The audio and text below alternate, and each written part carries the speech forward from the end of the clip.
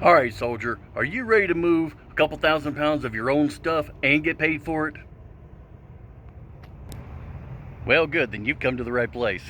Guys, I'm Chris, your real estate problem solver, and in this video, we're going to go over what you need to do as a soldier to complete a PPM.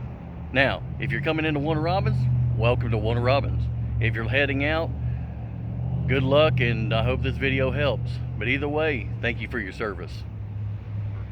Now, as a real estate agent and an investor, I've been involved in quite a few PCSs in my time. So what I want to do is make a video just on the PPM part of it and help you get through this if you haven't been through it before. So, what is a PPM? Personally Procured Move. By this time, you should have already been briefed on what you're doing and where you're going, so you've got your orders to head out or come this way, but you might not have thought to go by the TMO office yet. First thing you do is go by the TMO office and get briefed there on what you need to do, and get into move.mil and get your PPM set up. Okay, so now once you've already done that, then you are pretty much set. All you've got to do on a PPM, and there's a couple different ways you can do it. One, you can move your own stuff all by yourself, every bit of it, or you can take some of it yourself and then have a household goods move come in with the government and have somebody else move the rest of it. Now, if you haven't seen it yet already, I've got a household goods video, so go find that one and take a look at that if you're going to be doing a household goods move. Okay, so as for the part of the PPM move, like I said, you can either do the whole thing yourself or you can just take a little bit. Now, I've seen people take as little as 100 pounds. It just depends on you. You can have the government take all the heavy stuff and you take the light stuff. But as for the PPM, it's pretty well simple.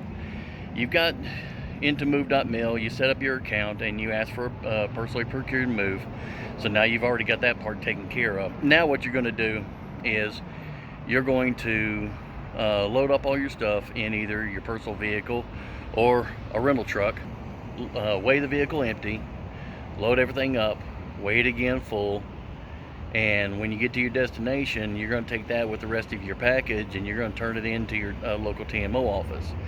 Now, it doesn't matter, from what I understand, where you get your vehicle weighed. You can get it empty at destination, you can get it full, weigh it full at origin, as long as they've got an empty ticket and a full ticket for each vehicle that's making the trip.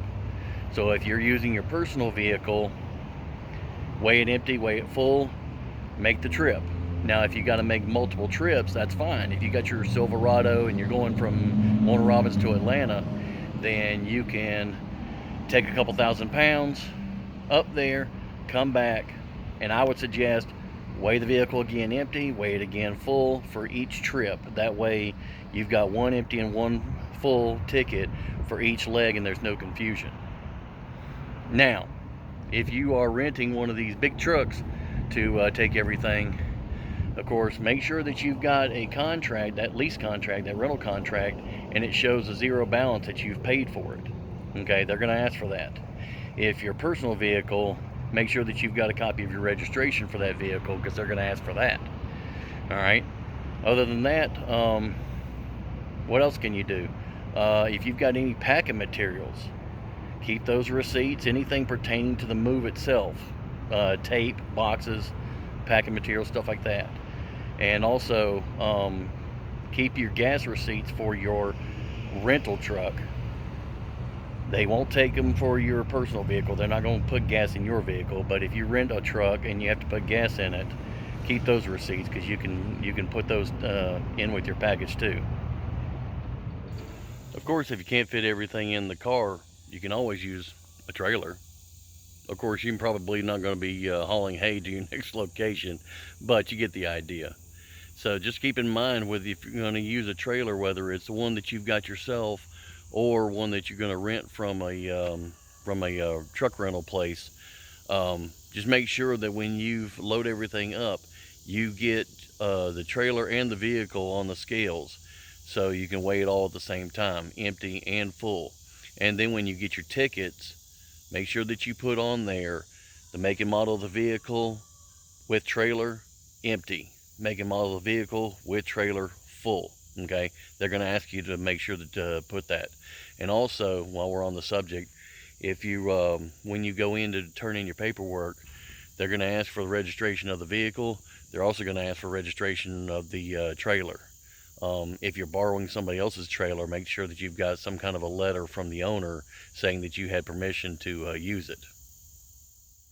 Now, from what I understand, of course, you can't turn in the part of your household goods that you've moved if you're still waiting on the government move.